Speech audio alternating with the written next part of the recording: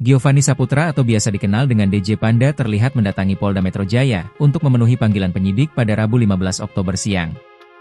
Sebagaimana diketahui, DJ Panda telah dilaporkan oleh selebriti Erika Charlina terkait dugaan pengancaman.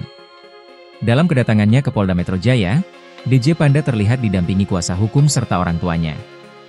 Kepada wartawan, DJ Panda berharap hubungannya dengan Erika Charlina dapat kembali membaik. Menurut DJ Panda, hingga saat ini dirinya belum dapat berkomunikasi lagi dengan Erika. Namun, tak dijelaskan alasan pihaknya belum dapat berbicara terkait permintaan damai tersebut.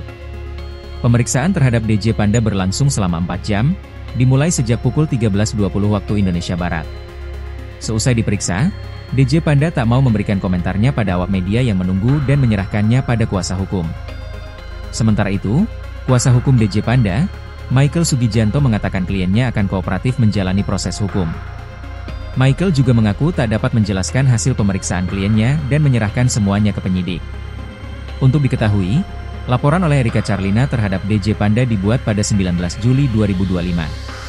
Persoalan tersebut berawal dari sebuah grup fanbase DJ Panda yang berisi 500 orang. Di situ, Erika Charlina mengetahui ada yang mengancam maupun menyebar data pribadi. Pengancaman menurut Erika terjadi bertubi-tubi sejak 21 Juni 2025 atau saat dirinya mengandung anak DJ Panda. Erika menegaskan bahwa laporannya itu bukan untuk menuntut pertanggungjawaban dalam bentuk apapun dari DJ Panda terkait kehamilannya.